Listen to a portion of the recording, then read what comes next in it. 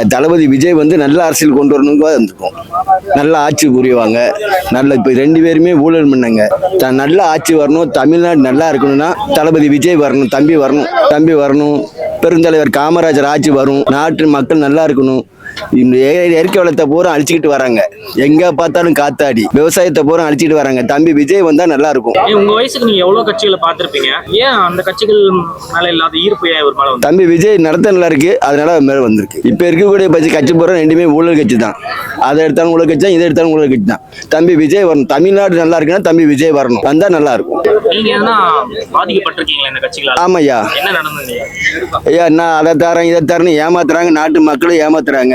இயற்கை வளத்தை பூரா அழிச்சிட்டே வராங்க. ஒண்ணுமே பிரயோஜனம் இல்லை. சோத்துக்கு மண்ணையா திங்க முடியும். விவசாய நிலத்தை பூரா அழிச்சிட்டு வராங்க. காத்தாடி கொண்டு ஊனி. கேரளா கவர்மெண்ட் எடுத்துக்கோங்க. தம்பி விஜய் வந்தா கேரளா கவர்மெண்ட் மாதிரி நல்லா இருக்கும். தமிழ்நாட்டை நாட்டை நேசிக்கிறவங்க பூரா விஜய்க்கு தான் ஓட்டு போடணும். நிறைய பேர் அவர் வந்து கேள்வியும் கிண்டலும் பண்றாங்கல்ல. கேள்வியும் கிண்டலும் பண்ணதான் செய்வாங்க. காமராஜரை பண்ணலையா? பெருந்தலைவர் காமராஜரை பண்ணலையா? பைப்பாட்டி வச்சிருக்கான்னு சொல்லி. ஆமா, அப்பமா ஆச்சு 66 67 ஆட்சி பிடிக்கும் என்ன சொன்னாங்க? ₹1 3 படி அரிசி போடணும்னு சொல்லி தான் அண்ணாதுரையும் கலைஞரும் சேர்ந்து சொன்னாங்க. எம்ஜிஆரை வச்சு தான் திமுக இவங்கள வச்சு வளர்ந்தது கிடையாது. அண்ணாதுரையவோ கருணாநிதியோ வச்சு திமுக வரல. எம்ஜிஆரை வச்சு தான் திமுக வளர்ந்தது. தெருவா ரிக்கார்ட் டான்ஸ் போட்டு எம்ஜிஆரை காட்டி தான் ஓட்டு வாங்கினாங்க மக்கள்கிட்ட. அப்பவும் ஏமாத்தி தான் வாங்கினாங்க. இப்போ சொன்னாங்க ஜெயலலிதாவுக்கு முன்னாடி ஒரு டிப்பு அரிசியில் இருந்தார்ல, அப்போ சொன்னார் ₹1 அரிசி போட்டார். பல காலம் கண்ட கனவை இப்போ நினைவாக்கியிருக்கோம் அப்படின்னாங்க. அதெல்லாம் தட்டுப்பரட்டு வேலை.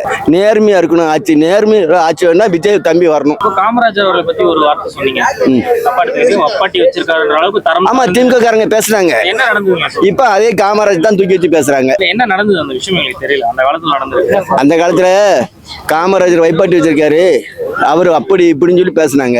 அவரை மாதிரி மனுஷன் எவன் இருக்கான்னு சொல்லுங்க பாப்போம். திமுக காரங்க தான். வேற யாரு? திமுக காரங்க தான் பேசுனாங்க. காமராஜர் வைப்பாட்டி வச்சிருக்காரு, அவர் அங்க சுசனா பேங்க்ல பணம் போட்டிருக்காரு, அவருக்கு என்ன தெரியும் அப்படின்னு சொல்லி தான் சொன்னாங்க. காமராஜரே சொல்ல, தம்பி விஜய் சொல்ல மாட்டாங்களா?